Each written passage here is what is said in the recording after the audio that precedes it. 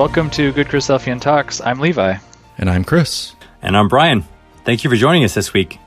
On this podcast, we select one talk a week to help us get the Bible in our daily newsfeed. We post a new episode at the start of each week with a short intro beforehand to kind of set the stage for the talk you're about to listen to. And now, let's talk more about this week's talk.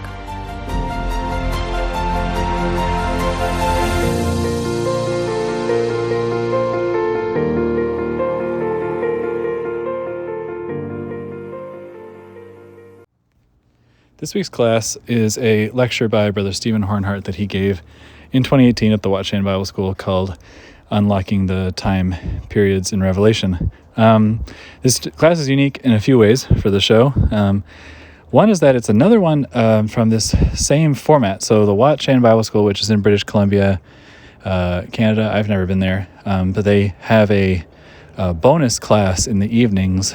So they'll have an evening program, from what I understand, and then a class that begins at 9 p.m. in the evening, which this is one of those. We've had a few episodes, actually, from this exact kind of class period on the show. I think it's because these classes translate really well to a single standalone kind of podcast. So this is one of those. This also is a class that was not a suggestion. I did some looking for different Revelation classes because it's something I'm studying, and found this one and thought this was great for the show. So Brother Steve has been on the podcast before because he's really easy to listen to, very fun to listen to, and I think that's what makes this class work for the podcast. There is an accompanying slide deck, a PowerPoint that you can watch or follow through with on GoodChristadelphianTalks.com. There's also a second part to this class, which you can look up there. But I think it definitely works. I listen to it just in my car driving around, so I think it holds up for anyone else to do the same. As Brother Stephen is very easy to listen to, very engaging, and I think he makes a lot of points here that were really well laid out. Kind of when do we do the thing about multiplying days into years, and hours into months and things like that.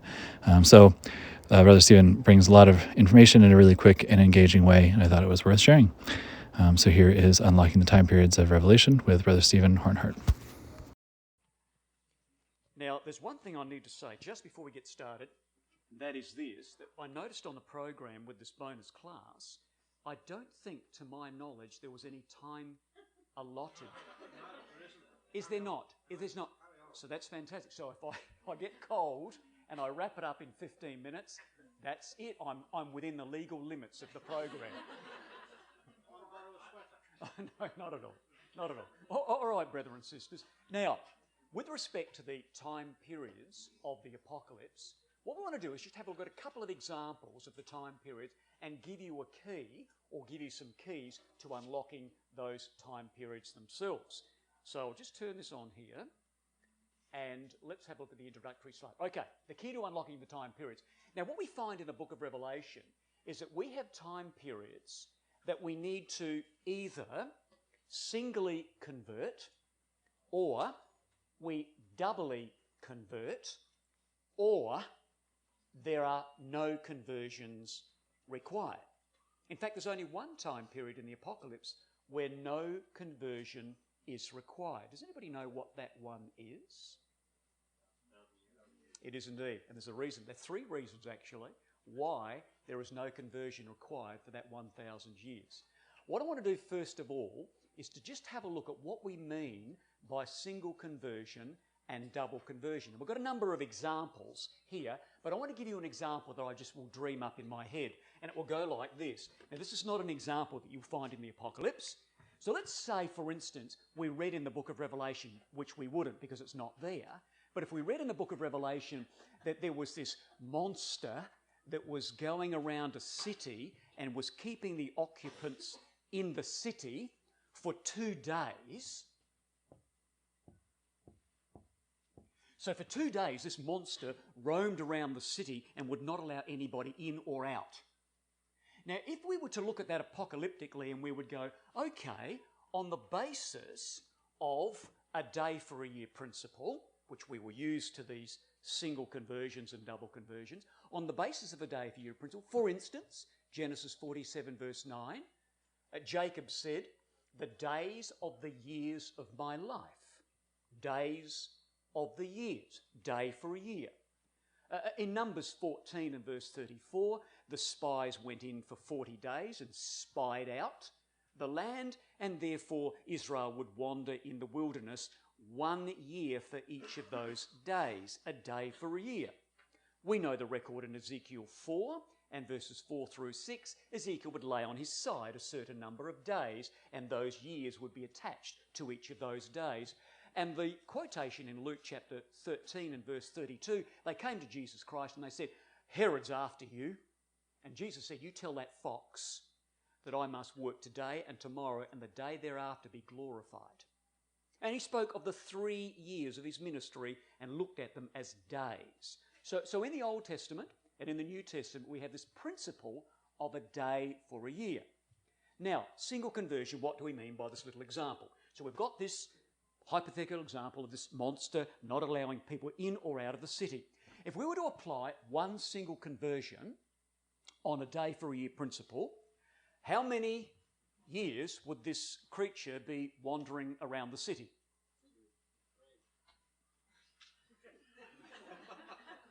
Who said that? Because you need to stay back after.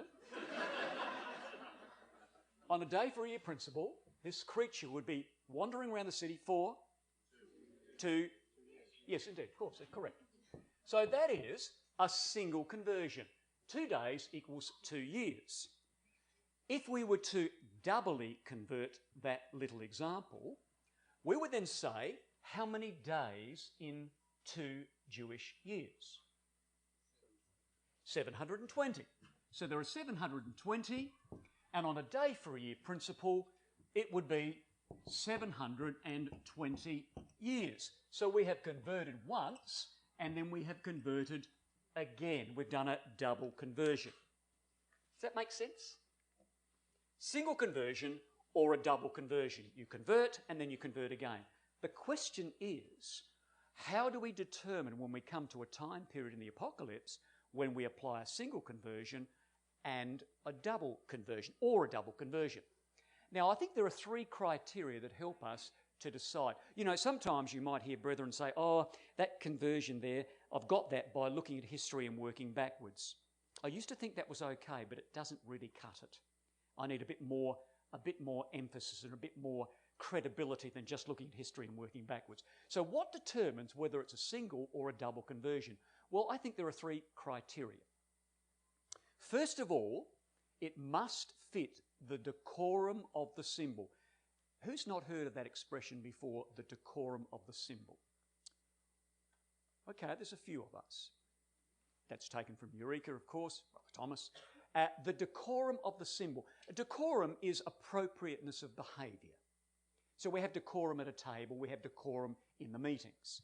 So when we convert, the symbol must meet the decorum, the appropriateness of behaviour when we look at this time period. What helps us also determine whether it's single or double is the context of the chapter. What is the context all about? And thirdly, this, whether we go single or double conversion, we must match it against the consistency of indisputable knowns within the chapter. There are some things in chapters in the Apocalypse where you say that's rock solid ground, that's immovable. Therefore, the time period must fit in with those indisputable knowns within that chapter. So, the quorum of the symbol, the context of the chapter, and whether it's consistent with the indisputable knowns within that chapter. All right, having said that, these are the time periods in the Apocalypse. There are 17 of them there. We don't have the 1,000 years. So you've got chapter 8, you've got chapter 9, you've got chapter 11, you've got chapter 12, chapter 13, chapter 14, 17, 18 to the end. Now, if we were to have a look at these time periods and say, well, which ones are the single conversions? Let's just blot out the double conversions and look at the ones that we have with respect to single conversion. There they are. So in chapter 9 and verse 5, 5 months. Verse 10, 5 months. Verse 15 of chapter 9, 1 hour, 1 day, 1 month, 1 year. And 42 months, 1260 days, right through there. Now you can see that we've got, with respect to the 5 months twice used in chapter 9, we've got attached to that 150 years and 150 years respectively. Let's do a quick little run through of this one. We'll do another little one. I'll check my watch, and if it's too late for me to go any further, I'm going to bed. Okay, so we'll have a look at this first example, brothers and sisters, and the 5 months and 5 months out of Revelation 9, and show you why we singly convert it and how it in fact does meet the decorum of the symbol, and it does in fact meet the consistent knowns within that chapter. So let's just look at chapter 9 in Revelation there on the screen. I'm going to come down here so I can read that a little bit better. All right, we'll just come here. It doesn't matter, you don't need to see me. So what I'll do, would you mind if I just borrow this this chair? You weren't leaning on it, were you? It's all yours. That's all mine. Okay, I'll just huddle down here with the group, and we'll just put myself here. Is that all right? You don't mind my back there? No, I'll turn around this way. That's okay. Okay, brothers and sisters. Now, here we go. Chapter 9. So what we've got here is we've got the 5th angel. So what woe trumpet is this? For all those that were really listening in the last study that we had. It is the first. Well done. It's the first woe trumpet. It's the 5th. The 6th trumpet, of course, is the 2nd woe, and then the 7th trumpet is the 3rd woe. So what we've got here is the 5th angel sounded, and of course we've got the spread of Islam in this 5th trumpet, or this first woe trumpet. And of course the spread of Islam would be the Saracens streaming out of Arabia into Palestine.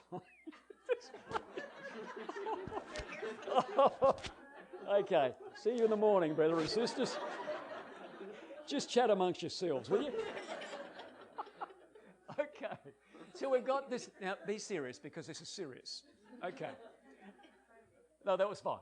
So we've got here, brothers and sisters, the spread of Islam, and we've got, there we go, Muhammad, first of all, coming up to, well, from Mecca up to Medina, and he died very soon after that, and then his successor. They swept into Palestine, and of course they swept across North Africa into Spain, and of course tried to come around and take Constantinople.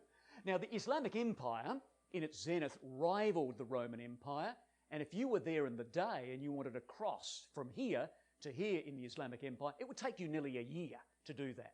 So extensive was the Islamic Empire. So this is what this chapter is about. Now you see here we've got the 5th trumpet, which is the first woe. And there we are at the end of this little section here in verse 12. One woe is past, that is the 5th trumpet, and behold, there come 2 woes more hereafter.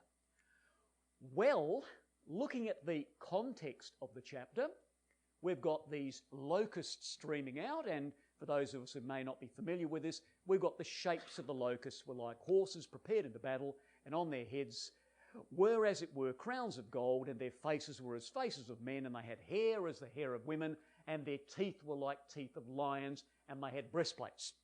What did John see? He saw a mob or a swarm of Saracens flying through and doing their conquests. And when you look at that expression there, they had crowns like gold. Well, there are the Saracens, as they went into battle, wearing these yellow turbans. And they had breastplates of iron. Well, in the Quran, we see, and Allah hath given you coats of mail which protect you in your wars. Quite interesting when you look at that history with respect to this detail given in Revelation chapter 9. Well, what about the teeth like lions? Well, let's have a look at the Lion of Allah, Ali. Muhammad said, "Who will be my vizier and lieutenant?" Ali ibn Abi Talib said, "O Prophet, I will be thy vizier. I am the man. Whoever rises against thee, I will dash out his teeth, tear out his eyes, break his legs, rip up his belly. O Prophet, I will be thy vizier." Teeth like lions. Graphic description the Bible gives us of these Muslim warrior locusts as they went into battle. But they're locusts. And therefore the time period given for us, singly converted, is in verse 5 and verse 10. So these locusts would sting and torment with scorpions' tails for 5 months and for 5 months. I feel like a little old man sitting there with that blanket. That was really, really nice. Now I'm coming up here. Okay. Okay, brothers and sisters, so we've got this 5 months and 5 months. Now, it's a single conversion. We don't need to doubly convert on this one. So if we do a single conversion 5 months, very simplistically, what time are we looking at? 5 months? 150 years. So for those who are new to this, 5 multiplied by 30 days in a month is 150 days, and 150 days is 150 years. But the Islamic Empire, under these caliphs, under these children of the desert, these Saracens, wasn't in existence for 150 years. It was in existence for 300 years. From AD 636 through AD 936. Therefore, why did God not say, you got 5 months there and 5 months there? You add both those together and you get 300 years. Why did God not put down here and say, well, these locusts would torment and sting and bite for 10 months? And then you would go, 10 months, 10 times 30 is 300, 300 days, a day for a year is 300 years. Why did God not do that? Somebody knows. Locusts don't last for 10 months. Exactly. Locusts are busy little creatures for 5 months. They don't go for 10. So God says, no, we're not going to put a disappropriate decorum when it comes to the context of this chapter. Locusts are active for 5 months. So God goes, they're going to sting for 5 months. They're going to sting for 5 months. Do your little research, put them both together, and we have this Islamic empire with the Saracens going for those 300 years. It's a very simple little example, but it's a very, very appropriate and accurate way in which God causes this to be written. Now, just by a little side, they've got these scorpions' tails. Does anybody know what the scorpions' tails were? Cannons. Close. Saracen fire. Saracen fire. Good. So cannons are coming next. Okay. Not cannons. So John sees these Saracens charge into battle and they're towing behind them these scorpions' tails. Now, if you looked in the dictionary and looked up the word scorpion, what you would find is that after it mentions something about this little creature that stings you, you will find in a dictionary it says this. The scorpion, the definition, an ancient form of ballista or catapult for hurling stones, etc. And as Brother Bernard had said, for hurling Saracen fire, burning crude oil mixed with secret chemicals to intensify the burning. A powerful sting did John see. And that, brothers and sisters, is what they were talking about. Now look at that book. Greek fire, poisonous arrows, and scorpion bombs. What an amazing thing. So there's a history book that talks about the scorpion bombs that they used. And here it is in Revelation chapter 5, talking about the scorpion's stings. 5 months, singly converted. We've got 300 years when you bring those both together. Okay, that's the little scorpions and the Saracens. What about this one? Revelation 9 and verse 15. There would be a release of the 4 angels that would be bound by the river Euphrates. And these 4 angels, these 4 Turkomans, tribes, that would sweep in the Seljuks, the Mongols, the Tartars, and the Ottomans, they would sweep across as a great Turkish flood. And the way in which it should be read, not like our authorised King James version, where it says in the 4 angels, these 4 Turkoman tribes, these 4 angels were loosed, which were prepared for an hour. No. The 4 angels, having been prepared, were loosed for an hour, a day, a month, and a year, for to slay the third part of men. These scorpions, in the first of this chapter, they were tormenting. They couldn't kill. They wanted to take Constantinople, or did the Saracens. They wanted Europe. They wanted Catholic Europe, and they wanted Constantinople. But they couldn't. They just had to torment. But the Turks come in and they kill. They could do something the Saracens could not do. And therefore, they were, having been prepared, loosed for the hour, the day, the month, and the year to slay the third part of men. Let's just have a look at that time period. Single conversion, And you can walk with me through this for those of you who haven't done this before. On a day for a year principle, what is a day? That's 1 year. It's very good.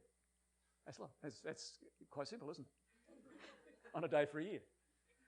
I've got to do something simple because it is at 9:30. And who sits in a marquee at 9:30 in the freezing cold and does maths? I ask you. Okay, so a day for a year, a day is a year. What about a month? Very good. That's exactly what I have here. 30 days equals 30 years. Some of us are new to this, so we'll go through it. What about a year? Jewish year? 360 years. So there's 360 days in a Jewish year, so it's 360 years. What about an hour?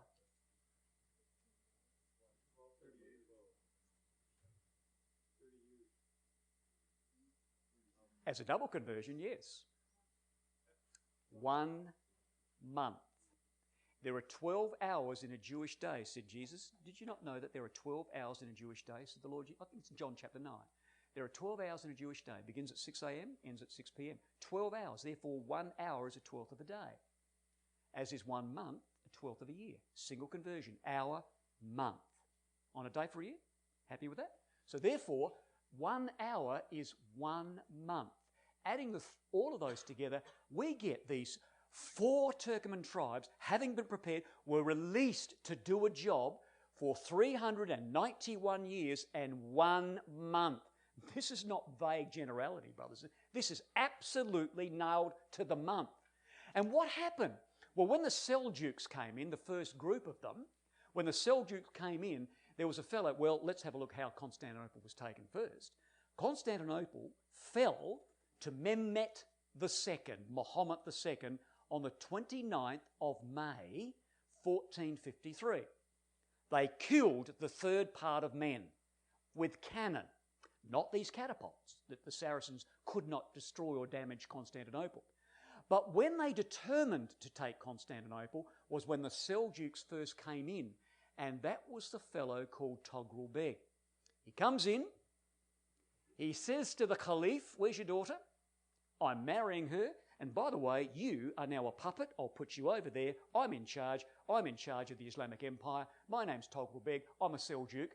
And when he married the Caliph's daughter and became head of the Mohammedan faith, he began a series of assaults on Constantinople. In the 27th of April, 1062, he began to take Constantinople. But it would not be taken until 391 years and 1 month later.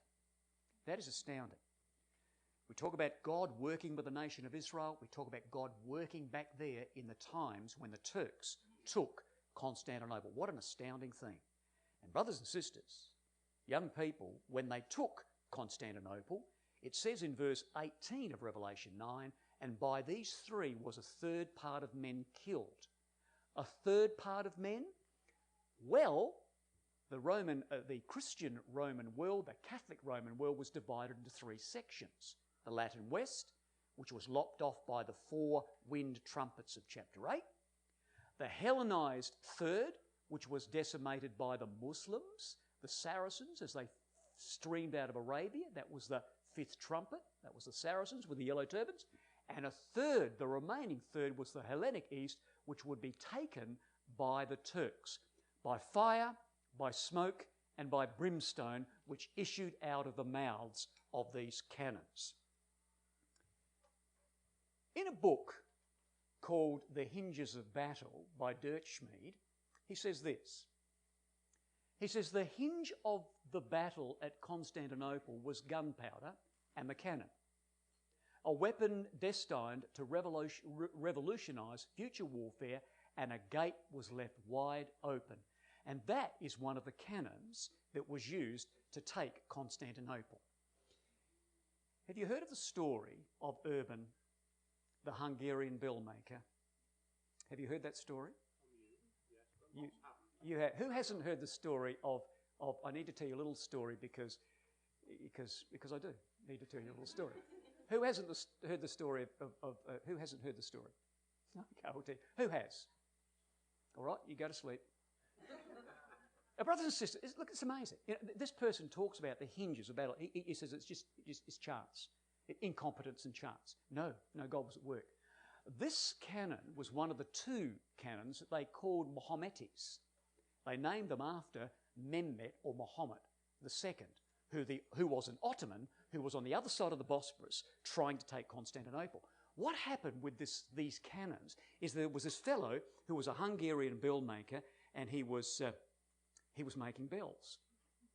And he must have had a fairly light day one day, and he was just mucking around, and mucking around is something we say in Australia, which means he was just idly doing little.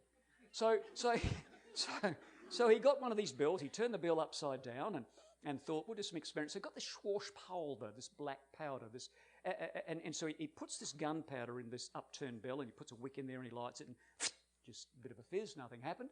So he said, okay, let's put some gunpowder in, let's put a wick in, let's put a rock in the top. So he lights it, woof, and the rock shot out over the other side, bit of a crater in the ground, chickens and pigs flying all over the place, and he goes, wow. So what he says is that, right, I'll make a rounder tube here. So he makes this kind of like tube thing, and he puts some gunpowder in there, and I've got a little bit of a wick, and he puts a rock in there. Boom! Oh, that's great. So he does these sketches, and he goes to his wife, and he said, I'm going. She says, where are you going? He said, I'm going to Constantinople. He says, the emperor in Constantinople can use this. This is amazing. So he goes to Constantinople, knocks on the door and says, let me in. They said, who are you? He said, I got something for the emperor. Well, they said, come in, show us. And he shows them, and they said, that's ridiculous. Get out. Get out of here. We haven't got time for this. So he goes out, very, very put out. He says, I'm going on the other side of the Bosphorus, and I'm going to the Turks, and I'm going to see the Turks, see if they want this. So he goes to the other side of the Bosphorus. And he says to Mehmet II, he says, I've got something for you. And Mehmet says, what is it? He said, look at this. He said, what is it? He said, I'll show you. So he builds a cannon. And he says to Mehmet II, he says, can you see that ship out there in the Bosphorus? He said, yeah. He said, watch. Boom! And disappeared.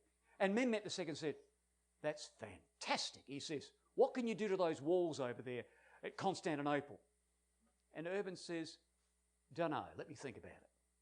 Well, you know the story, some of you.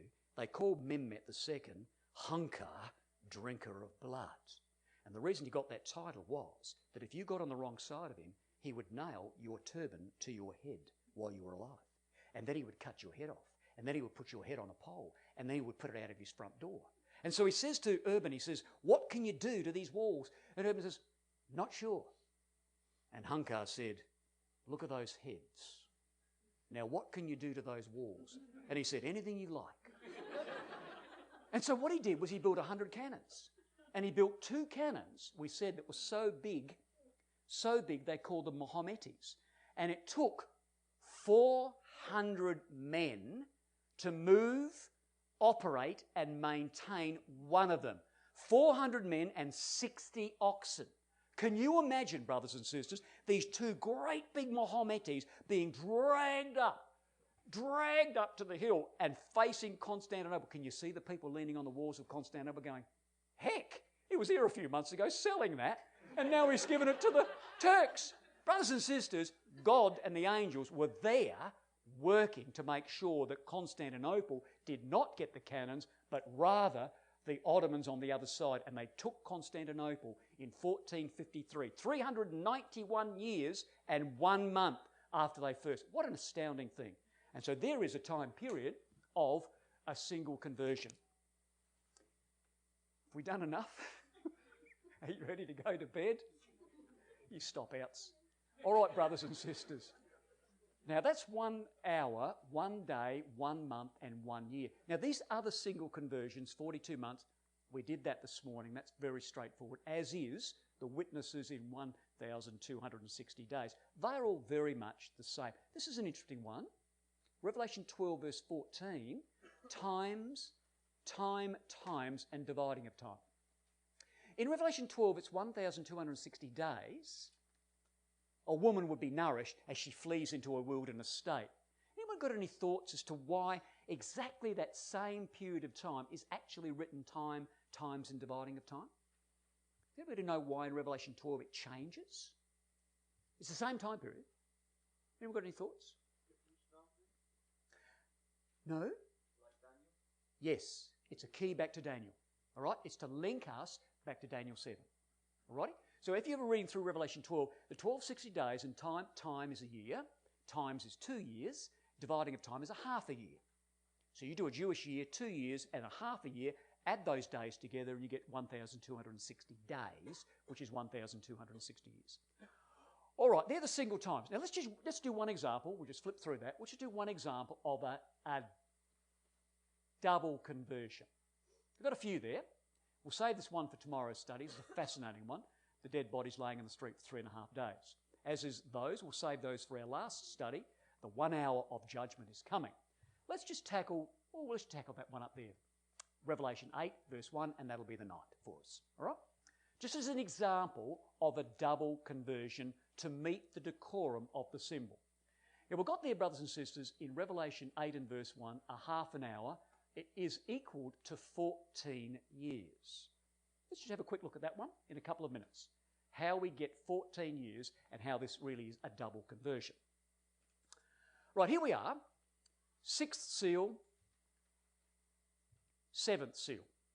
There's a real contrast between the end of the 6th seal, the great earthquake, all the chaos, and the opening of the 7th seal. So when you open up the 7th seal, the contrast is amazing between the 6th and the 7th seal.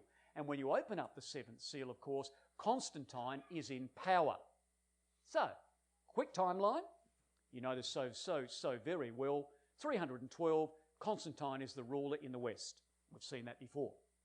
12 years later, this is Revelation 12, the war in heaven. 12 years later, Constantine in 324 is now the ruler of the world. We also know that in 326, he moved his power, his seat from Rome over to Byzantium, and we know that it was then changed to Constantinople in 330. What's this got to do with silence in heaven for about the space of half an hour? Well, Constantine dies in 337. So there's the death of Constantine. So in Revelation 8 and verse 1, it opens up, and the 7th seal opened, and there was silence in the political heavens of Rome for about the space of half an hour. If you haven't got that written in your margin, in Revelation 8 verse 1, silence in heaven is AD 324. So when Constantine comes in and there's political stability and silence in the political heavens of Rome. Therefore, from the time Constantine takes power of the whole world until the time he dies is the period of 14 years, historically. Now, brothers and sisters, the contrast is this, and young people, chaos there, with all that was going on in the 6th seal. 7th seal opens there. There's Revelation 8 verse 1. It opens up, and in contrast to the chaos of the 6th seal, there's silence in the political heavens for 14 years. Revelation 8 verse 1, and John sees these angels standing there in the silence about to receive each a trumpet. 7 trumpets, these 7 angels. Now let's look at the time period very quickly, and that'll be our night together. Chapter opens, there was silence in heaven for about the space of half an hour. John listens, hears nothing, there's silence for about a half an hour. 12 hours in a Jewish day? Yes. Jesus said that in John 11 and verse 9, not John 9. And of course we have this statement, or these statements, often in the New Testament. It was about the 6th hour, it was about the 9th hour, taking it from 6 a.m. So there are 12 hours in a Jewish day. 1 hour is a 12th of a day. A half an hour is a 24th of a day. All happy with that so far? Pretty easy? Absolutely. Let's apply the day for a year principle based on those quotes we looked at. Therefore, 12 hours in a Jewish day, 12 months in a year. 1 hour is 1 month. You've already looked at that. There's a single conversion. 1 hour is 1 month, or 1 hour is 30 days. 1 hour is 30 days, single conversion. A half an hour, being a 24th of a day, well, a half an hour is a half of a month. Or a half an hour, singly converted, is 15 days. A half an hour is 15 days, single conversion. Happy with that? Okay. 15 days with a double conversion, so we convert again to meet the decorum of the symbol, which I'll show you right now. A single conversion is a half an hour, is 15 days. So if it was singly converted, there was silence in heaven for about 15 days. We're going to convert it again. 15 days is 15 years. That's our second conversion. First conversion, second conversion. With me so far? No problems. Therefore, brothers and sisters, the record says there was silence in heaven for about the space of half an hour. We're suggesting to you, therefore, that 14 years is about the space of half an hour. It is, therefore, from AD 324, when Constantine comes in and woof, there's silence in heaven, until he dies in 337. The peace as a result of Constantine's victory over paganism was that 14-year period. Now, where's the decorum of the symbol come in that necessitates that we have to convert once and convert again? Here's the question. It's the question I'll ask you as we wrap up our class. If this time period was only to be singly converted and it would end up being 14 years, what would the record say? There was silence in heaven for about the space of, if it was only going to be a single conversion, 14 days. Here's John. Appropriate decorum. Here's John. He's just been writing about all the chaos, all the drama, all the colour of the sixth seal. Whoosh, the seventh seal opens, and John's got his parchment there, and there is silence. There is silence. Now, if John was standing there for 14 or 15 days, waiting for the next act in the drama, it would be inappropriate. There was silence in heaven for about the space of a half an hour. So God just shrinks it and shrinks it to make it fit the appropriateness of the symbol, and we extend it by the context of the chapter and also looking at the historical narrative of the events of Constantine. So, 14 years. So therefore, brothers and sisters, as we wrap it up, there we are. There is the chaos of the sixth seal. By contrast, there is the silence in the political heavens of Rome, 14 years, or about the space of half an hour. And when Constantine dies in verse 5 of Revelation 8, there is chaos back again. Finishing it off, if you haven't done this before, if you just turn your Bibles to verse 5 of Revelation 8, and you read there were thunderings and lightnings and voices. Revelation 8 and verse 5. Thunderings and voices and lightnings. Now be careful. That little sentence there is AD 337. That's the death of Constantine. That's the end of the silence in heaven for about the space of half an hour. AD 337 is the lightning, the thunders, and the voices. That's when Constantine's three sons wanted to carve up the empire, and they were squabbling and squabbling and squabbling. And then the next verse says, and an earthquake. That earthquake is AD 361. That's when Julian came in, Constantine's nephew, and said, I've had enough of Christianity, I've had enough of the Catholics, I'm bringing paganism back again. And paganism came back for 2 years. It was a little earthquake. Lasted 2 years, and then Catholicism came back.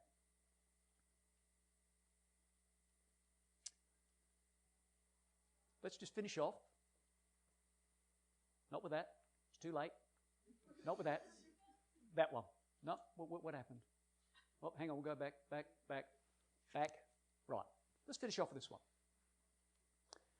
Why is there no conversion? No single conversion, no double conversion. Why do you think there is no conversion with 1,000 years?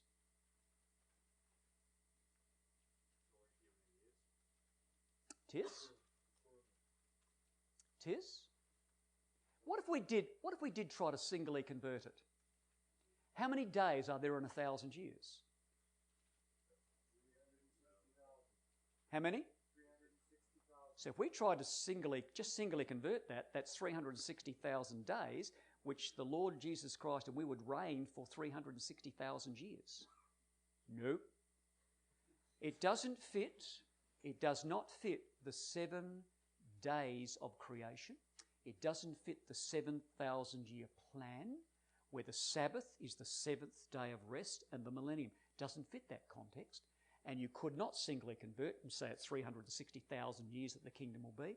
Besides which, brothers and sisters, the Lord Jesus Christ as King, there is no reduction, there is no reducing, there is no minimizing of his kingdom. His kingdom will be magnificent, and that time period stands in its glory for the seventh day rest and the seventh day of Jesus Christ's reign. Thank you, brethren and sisters. I think that is...